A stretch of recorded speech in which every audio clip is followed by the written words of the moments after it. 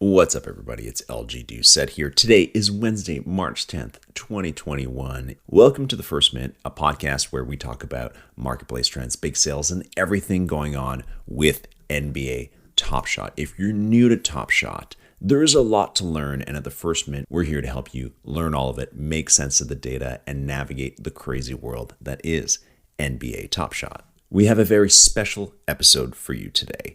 First off, we're going to go around the world of the First Mint. Then we're going to do a quick little public service announcement about challenges as well as some trades that have happened in the NBA. Then we're going to focus on what's coming up next and how to navigate the next couple weeks and days, followed by a segment that I've been looking forward to for a very long time. We have an interview with the one and only WhaleShark. If you don't know who WhaleShark is, you probably know his account. It is called the WhaleVault, and it is by far the most valuable one in NBA Top Shot. But there's more to that than meets the eye. Here's far more than just a simple NFT collector. We're going to dig into that in just a little bit. I want to remind everybody that none of the content here constitutes trading advice in any way, and that this show is not affiliated with NBA Top Shot, the NBA, or Dapper Labs. I'm just a guy at his house who loves basketball and blockchain. This is the First Mint.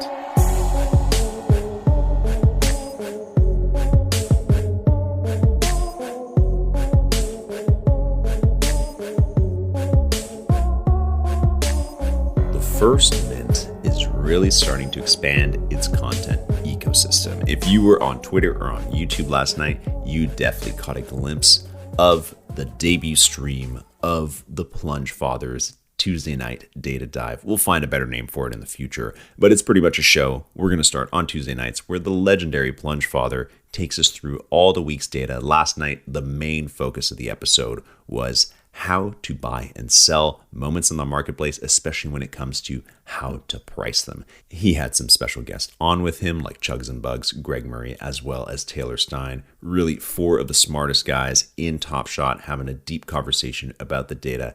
It is must-watch TV. You can catch it on the First Mint YouTube channel. It's probably the last thing that's listed. Other stuff to look out for this week at the First Mint. This Friday, we have our regular First Mint Friday extravaganza, a live show hosted by myself, the Real Fieldy, and PlungeFather, where we rotate through some of the most amazing guests in the community, whether they're builders or notable collectors. We also play some fun games with them. And of course, we do a raffle for the audience. To enter that raffle, you have to be there live for the show. We also have a couple of other surprises coming up this week, including the reveal of our top secret challenge. And I can't tell you what it is because it's top secret, but I can tell you how you can participate in it. You go to our Twitter channel at the First Mint and you find the form that I've posted in some of our recent tweets, and you open it and you enter it with your username on Top Shot. That's all you need. All you need to enter our top secret challenge is a Top Shot username. Very easy. I can't tell you what it is, but I can tell you that we are very excited about how it's going to roll out. We may or may not announce what it is this Friday on the show. Now we're going to move on to a very quick public service announcement about challenges. So I know there's a lot of new challenges that are happening right now, most of them the Seeing Stars and Rising Star challenges. A lot of people are asking me if some of the Seeing Stars moments and Rising Stars moments that are part of the current challenges will be needed for the next challenges of those same sets. And I can tell you with a 99.9% certainty, and that's a small little 0.1% that might be wrong, but I can tell you with a near perfect certainty that that will not be the case. For example, the Seeing Stars challenge that's up right now, it's for Kevin Durant. You need, 12 of the moments from the All-Star game to complete it. When that challenge is over, the LeBron James challenge for Seeing Stars will start. Will you need any of the moments from that first challenge for the LeBron James challenge? No, probably not. It's not going to be some kind of master challenge like Cool Cats is. If it does become a master challenge, we will be made aware very far in advance, just like we were for the LaMelo Master one, where we were told very early in the Luka challenge that there would be a master. Anyways, the reason for this, a lot of you are wondering why these challenges aren't running at the exact same time. And it's probably because Top Shot wants to give everybody a fair chance to do both of the challenges. They don't want to make you choose between Kevin Durant or LeBron James. They want you to be able to do both of them. And the same thing goes for the Rising Stars Challenge. The first reward right now that's up for grabs is Anthony Edwards. Once that challenge is done, the Zion Williamson Challenge will then start. Same reason as to why they're not running at the same time. Another thing I want to clear up that I've been asked a lot lately is why are certain challenge rewards still designated CC+? So when a challenge is finished and the rewards are minted, that is usually the total that they're minted at. There's no more that are made. However many people finish them, that is the total mint. However, that total is kept open usually for a couple weeks or a couple days because sometimes there are issues with some accounts on the Top Shot side, and those rewards must be left designated CC+, not LE. A good example right now is the Luka Cool Cat. That challenge finished over a month ago, and yet it still says CC+, and that's because every couple days or every couple weeks, one or two more are added because I think that just on the Top Shot side, there's some kind of issue with some of the accounts when they tried to finish a challenge. I don't know much more about it, but for those who are wondering why those say CC+, why the Luka says CC+, don't worry. It doesn't mean that there are going to be hundreds more added. It just means a handful more might be added for that moment. Last thing to clear up, last little PSA, trades. A lot of people have been asking me, there's a Blake Griffin moment out there. It's minted 1 of 12,000. It's limited. It's his first one on Top Shot. Now that he has left the Pistons and he's going to the Brooklyn Nets, will that moment be cut down from 12,000? Will it not be released? It will be released. Those moments have been made. A lot of them have been put in packs, and they will come out in packs that are coming up. Just because a player has been traded doesn't mean that the moments that are already made don't get released. If a player is traded and his moments are not fully minted, then they will probably be stopped. This happened with Karis LeVert and Jarrett Allen a month ago when they were traded in the mega deal for James Harden. They had been minted up to about 4,000 or 5,000, and they were capped at 5,000. There weren't more moments than that had been made. But if the moments are made, they will be released. And proof to that is during Metallic Gold Series 2, which the last drop was the last premium pack, which was about 2 weeks ago.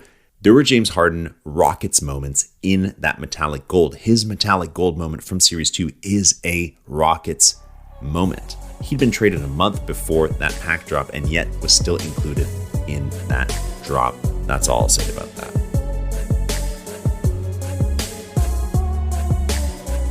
So what happens from here on NBA Top Shot? We know that the marketplace is currently being worked on to get ready for probably something big, probably a lot more moments come down the line. It could be that the badges, the famous rookie badges or first moment badges, are finally being introduced and added to moments.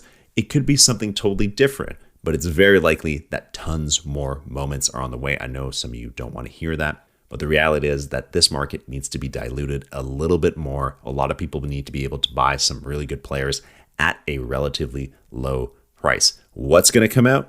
Good question. Probably Cool Cats 3. We know that Cool Cats 3 have been packed into packs and that there will be 75,000 packs and that those moments are 1 of 15,000 each.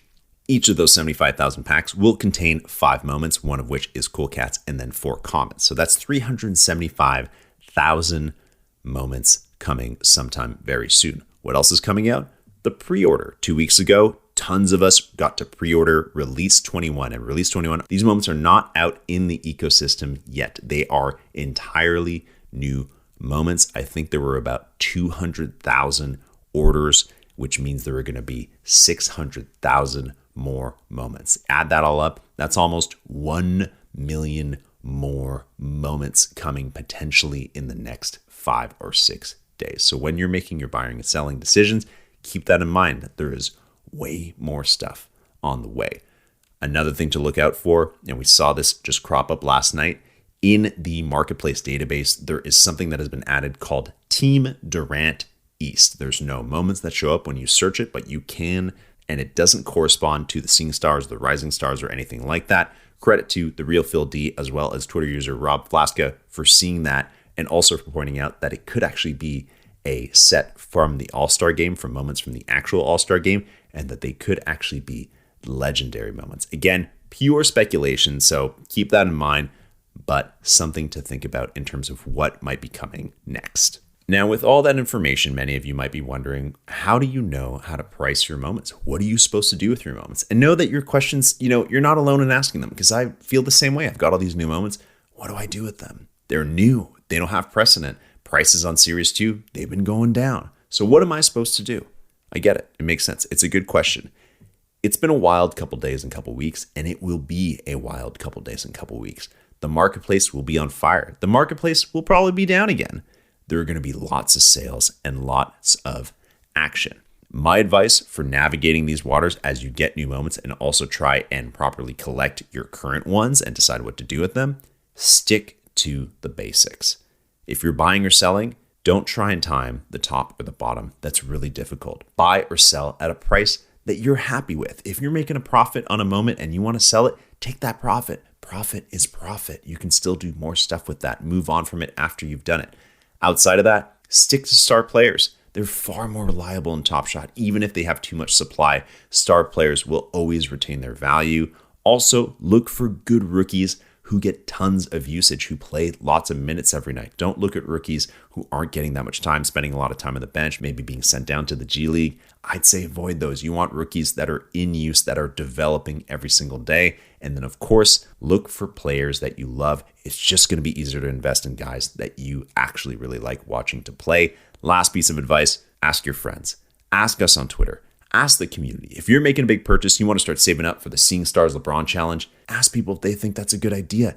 Get that community feedback. That's why we're here. That's why there's hundreds, thousands of accounts on Twitter willing to give out their unsolicited opinion. People want to help. So if you have questions, don't hesitate to ask. All right, folks. Now it's time for the interview with WhaleShark.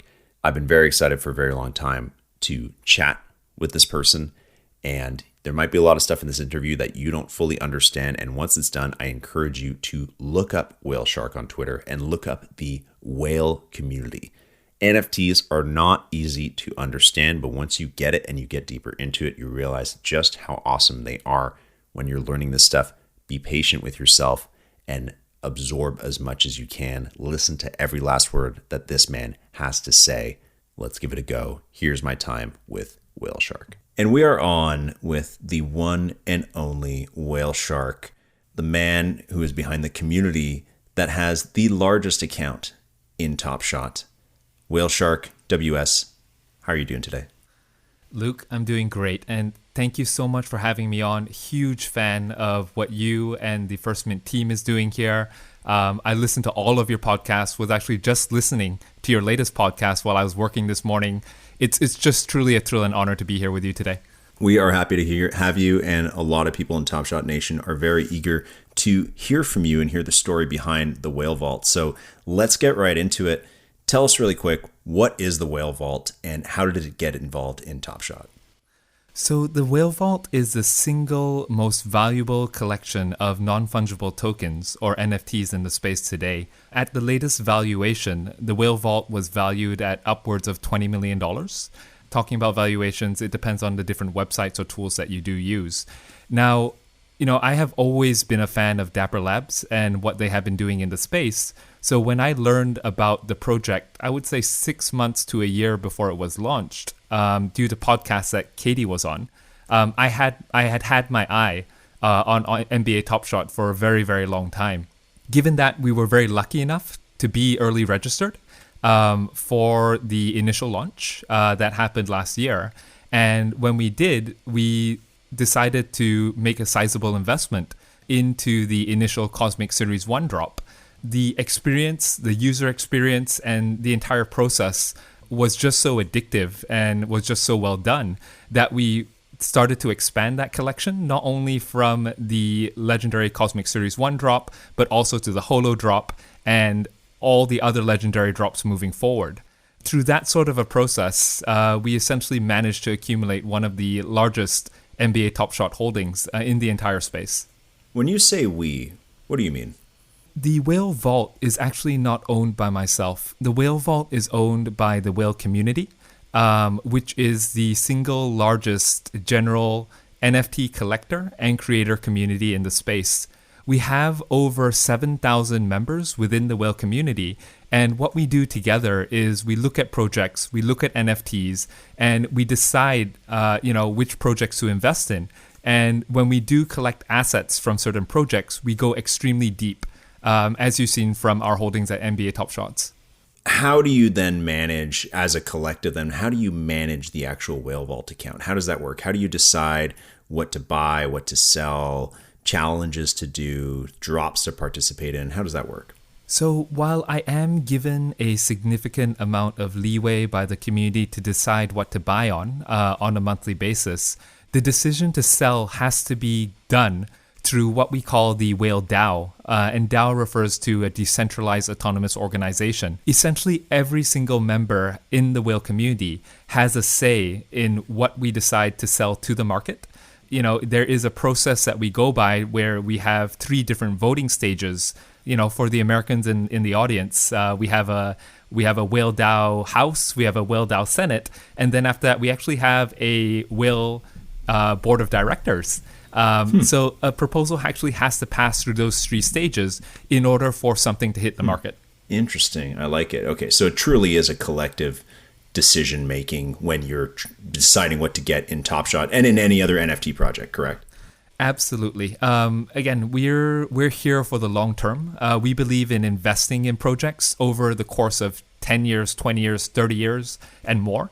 So I do think that the collective brain trust of NFT experts is significantly more apt and intelligent than the mind of a single collector. I feel like a lot of people in the Top Shot community can relate to that because, I feel like a really great thing about the Top Shot community is people relying on each other for advice and trying to figure things out together. So people relate to the need for that. So that's a really smart strategy. Can you give us a little bit of history about what the WhaleVault has been doing in Top Shot, like kind of from that early access up until recently, how active you guys are in investing and again, just some general strategy points? Absolutely. So the very first time we entered into Top Shot was with the Cosmic Drop. I want to say that the major investments that we've made from a primary perspective, direct purchase from NBA Top Shot, was actually in the Cosmic Series 1 drop as well as the Holo drops. After that, interestingly enough, an opportunity came up to acquire one of the largest accounts in NBA Top Shots back then. I want to think that it was in September of last year, which is why originally people saw WhaleVault 1 and WhaleVault 2. It was actually an account acquisition where we acquired one of the largest collections with the number 1 LeBron base moment. And we did that, to the tune of about $50,000 back in September, October of last year. After that, again, there were many opportunities within the space to start collecting some of these rarer moments. One of the most interesting things that we did was when Top Shot pricing was going through a lull in the 4th quarter of last year, we actually went onto the secondary market and started acquiring, low serial number cosmics as well as holos.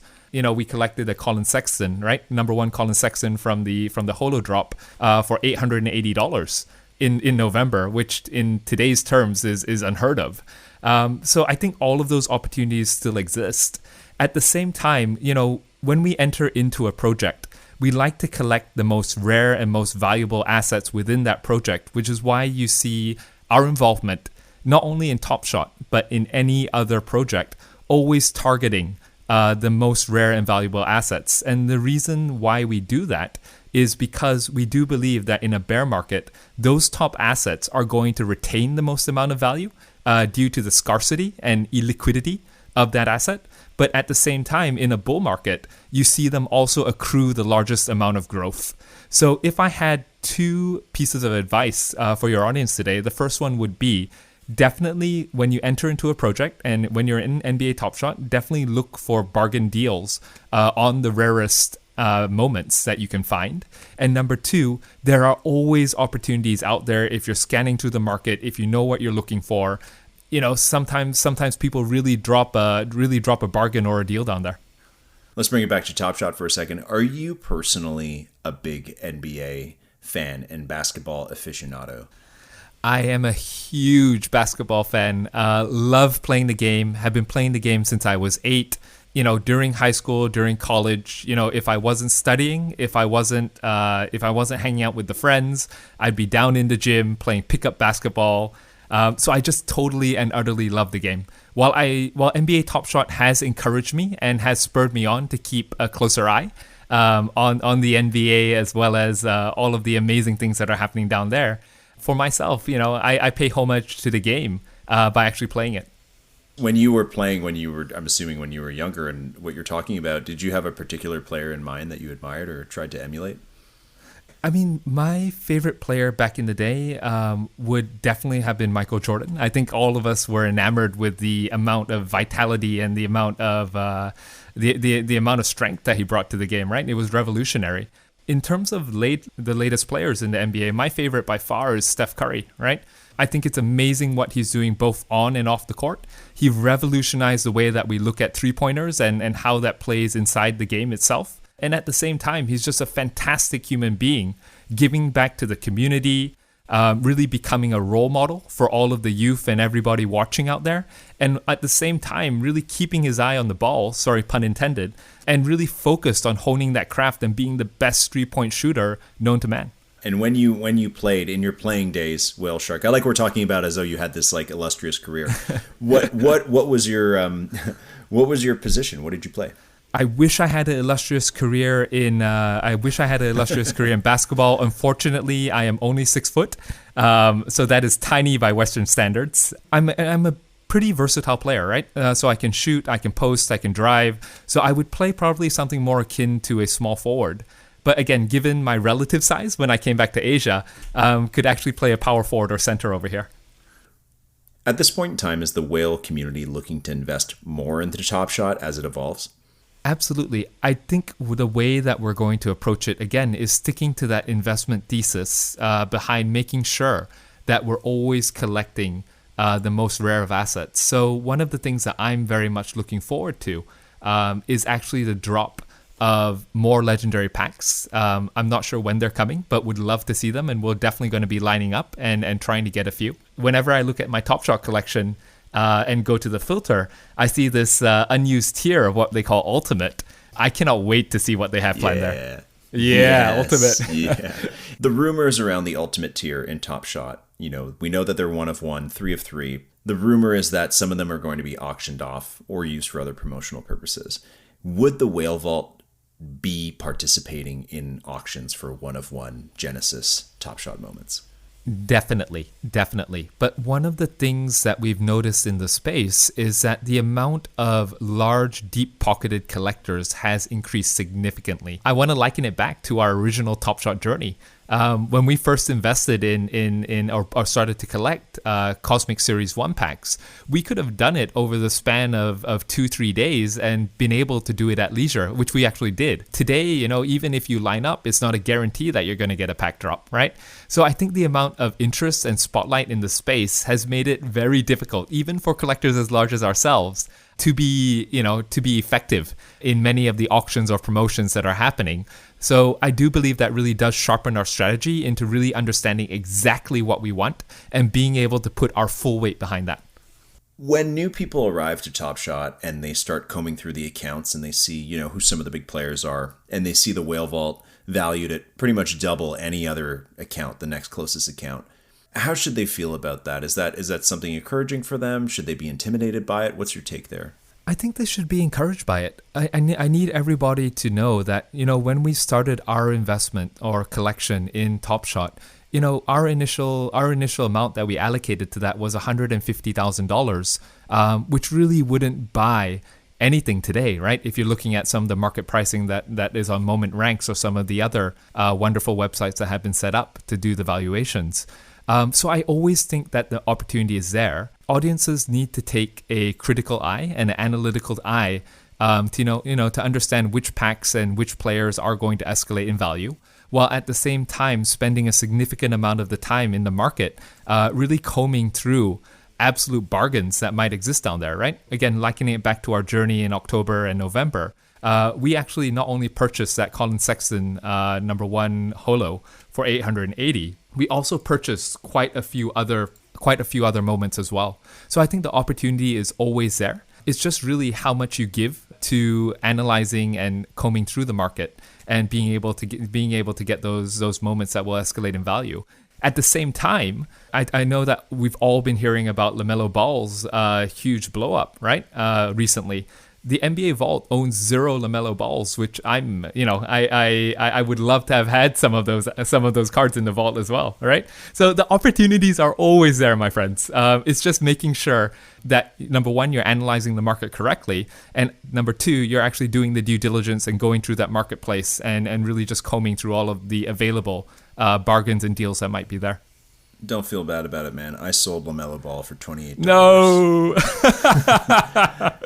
and I was like, at the time, I was like, what a flip! I bought him for like $16, and now I'm selling him for $28. Like, wow, I'm a big time NFT flipper, and now I'm the biggest fool in the world. But nobody could have seen that coming, right? I'm sure it's going to be with a lot of these new upcoming rising NBA stars. I mean, one of the reasons why we don't want to sell either is because, we have a lot of uprising coming stars and, they haven't had the chance to fully prove themselves yet. And, all we do have is time, right? And as they start to perform and as they start to drag up those numbers, we're going to see the valuation of those moments escalate as well. Let's switch over and tell us again, very quickly, 30 seconds, what exactly the WhaleVault is outside of Top Shot. So while everyone has heard about the WhaleVault from Top Shots and those ranking websites, the WhaleVault essentially is the largest single most valuable NFT collection in the entire space today. And it comprises of multiple assets, such as NBA Top Shot, which is a digital collectible, but it is also one of the largest holders of digital art, like what we like to call crypto art, as well as digital land or digital real estate, on many of the upcoming metaverse platforms that are emerging. So we're really invested in the growth of NFTs as well as the growth of technology in general. What is the whale token? So what I did back in May of 2020 was donate my entire collection of NFTs that I had been accumulating over the previous 1 year to a community called the Whale Community. And what we did was we represented the value of that vault by using it to back a social token called Whale. It is available to everybody today. It is available on the market.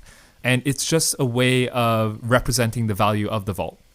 Why WhaleShark?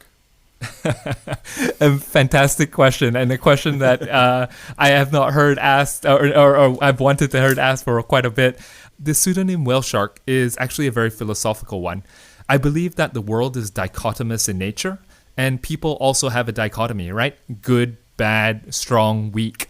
WhaleShark is really a pseudonym that reflects the dichotomy in myself as an investor, right? And as a person. So on one hand, you have the very peaceful and you have the generous whale. And on the other side, you have the shark who's analytical, who's very objective about looking at markets, looking at investments. And what I wanted to do was capture that dichotomy within myself through the pseudonym. If you had to pick something else besides WhaleShark, what was like the second pick besides that? The second pick besides that would have been... Like if WhaleShark was taken, what would you have had to go with instead? I'm going to leave this as a riddle for you guys. But it's essentially it would have been 1110. And I will, because it does relate to myself in real life. But probably the nickname I would have taken is 1110. Okay. I don't know anything about binary, so somebody else who's listening to the podcast is going to have to solve that one. So that's okay. For people who are, I'm going to bring it back to NFTs, for people who are looking to get started in that industry, because we have a lot of people in Top Shot who they've just discovered this, they're loving their experience in Top Shot, and they want to get more involved. They're hearing about CryptoPunks and Hash Masks and Sandbox and all the other cool projects that are going on. What are a couple pieces of advice for them to get started? Absolutely. So the first thing is that the amount of information on the non-fungible technology space has exponentially increased since I entered into the space 2 years ago. The first step should definitely be going on to YouTube and taking a look through all of those primer videos and introductory videos so that one can understand what NFTs are and their significance to the true ownership and management of digital assets. So that would be my first step. The second step that I would take is definitely get on Twitter. I know that we live in the age of Instagram, but NFTs reside on Twitter, right? The collectors, the creators, it somehow became our default way of communicating. Follow all of those collectors, creators, wonderful podcast creators like First Mint, and just be able to soak in all of that knowledge. The third thing that I would do is definitely join some Discords. There are a couple of Discords out there where you have thousands of people willing to help out and to educate as well as to guide. And that will also help immensely. Coming in from Top Shot, once again, there are so many things to invest in at the moment, but I do want to caution everybody to exercise an extremely critical and analytical eye if you are buying for investment's sake, right? If you're buying just out of love, then really you can't put a dollar value on that. But if you're looking from an investment perspective, really take a look at some of the wonderful websites like CryptoSlam or others where you're actually able to see some of the numbers behind liquidity as well as collector size. Those will help you really determine whether or not it's a robust project or not. Absolutely, those would probably be the main points in order if someone did want to enter the space today. I mean, this is a really generic question, but I think it's something that we all want to hear you tell us about. Where do you see NFTs in 10 years from now? In 10 years from now, my friend, we will not be even calling them NFTs. I think, again, the concept of NFTs is just an inevitable and natural evolution of digital assets. We live in a world where people are already spending $1 billion a year on digital goods. And when they do purchase those digital goods, simply because they're locked into platforms like games such as Fortnite or CSGO, really, that is not true digital ownership and management. Very like the way that our physical lifestyle is moving to a digital lifestyle. People will need to have true ownership and management of their digital assets as they continue to accrue in value. So 10 years down the road, I believe that all platforms with digital content, whether that be games, whether that be, music, whether that be, art, they are all going to utilize NFTs or non-fungible technology in the background without the mainstream user really understanding or needing to know, what is the blockchain and what are NFTs. Do you have any examples of ways that you could see NBA Top Shot moments evolving beyond the current collection methods? I think so. NBA Top Shot really took an evolutionary leap from, traditional 2D physical non-moving sport card to moments. At the same time, I do think that there are so many ways that this space could be innovated. What we're seeing right now is a variety of Web 3.0 tools that are being used to integrate additional functionality into NFT assets. Let me give you an example. What you have is Unlockable Protocol, which is a ability to use an NFT as almost like a key to another experience, right? So I could definitely see people being able to collect a certain moment and be able to use that as an access key to be able to garner entrant into an actual NBA game or maybe a virtual NBA game, right? In addition to that, there are additional protocols that are being built where you can embed one NFT or another token into an NFT asset. So imagine a Russian doll of NFTs whereby if you purchase this moment, it had 5 other NFTs hidden inside it. And essentially those 5 NFTs will only be continued to unlock over a set period of time. So I think there are so many things that are occurring in the space right now. NBA Top Shot is very well positioned to leverage all of those protocols and all of that innovation. I can't wait to see what they do with this going forward. Okay, I've got a little game for us to play, if you Sounds good. And the game is called Would You Rather. Okay, so I'm going to give you, and we do this with all our top collector guests. So I'm pretty much going to give you 2 options, and you have to tell me which one you would rather. Okay, would you prefer all the Zion Williamson Cosmics or a 1-of-1 Steph Curry?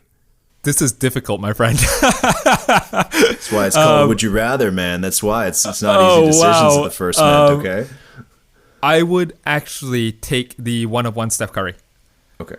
Would you rather 2,000 LaMelo Ball moments of the one that's been hot, the one of 4,000 ones, so you have half the supply of the LaMelo balls, or his number one legendary?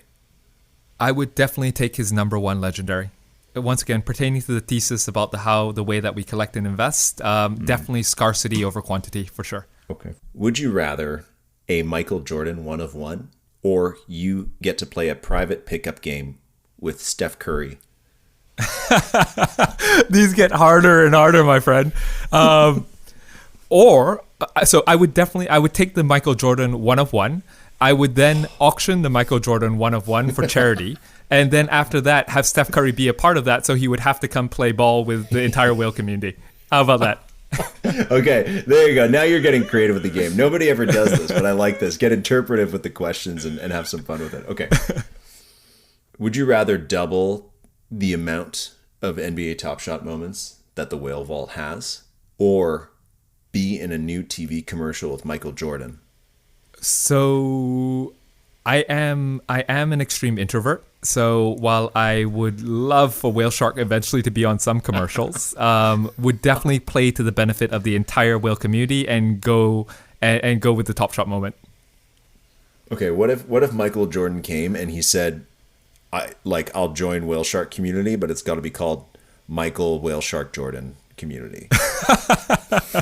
And can we see him doing that? Let me think. So, and you have to smoke a cigar with him every day for a year. Oh, dude, I don't know if I'd last a year. So I think the whale community belongs to the community. And while we love having a lot of high profile collectors, creators, as well as celebrities within our midst, at the same time, I think they follow that same ethos and value in the fact that, this is for everybody and this is to change the world. So most likely would definitely have to pass on the cigars. I do not know if my mouth and my throat could take a year of cigars, my friend.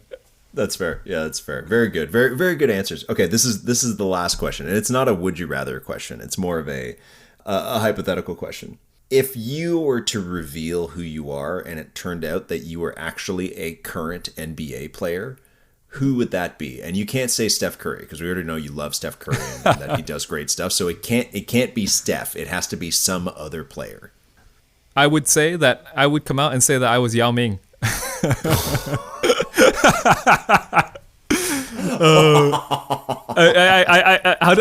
did that curveball seem? That's perfect, man. I've heard weird things about Yao Ming, that it's like the NBA actually lied about how tall he was, and that he's actually like 8'2" or something like that. He's actually like an entire foot taller than they listed him as. But I could see that, especially because you were talking about how you were short at 6 feet and how that could just be a lie and you're actually Yao Ming. That'd be perfect. I mean, I've seen him in person in Shanghai. He is tall. I wouldn't be able to measure, but it's just I think my neck cranks up and cranks all the way to the back when I did see him. You heard it here first, folks. WhaleShark may or may not be Yao Ming. He does media appearances as Yao Ming when he's not talking about WhaleShark stuff. I love it. WhaleShark, thank you so much for your time. And we'll have to chat again soon. Absolutely. It's truly been a pleasure. I love everything that you guys are doing in the space, welcoming everybody to the NBA Top Shot community. Luke, thank you so much for having me, and kudos to you and the First Mint team. If you want to know where to find WhaleShark, you can find him on Twitter, whaleshark.pro. Highly recommend that follow, as well as anybody else that he recommends to follow. And with that, we are at the end of our show. Give us a follow on Twitter at The First Mint. Hit us up with your DMs, with your questions. We do our best to get back to everybody, at least within a day or two. Otherwise, keep an eye out. This Friday, we have another First Mint Friday extravaganza, one that I am so excited for. Again, I can't tell you the guests or what the challenge is going to be, but you definitely want to tune in. Otherwise, good luck collecting this week, and we'll see you Friday on The First Mint.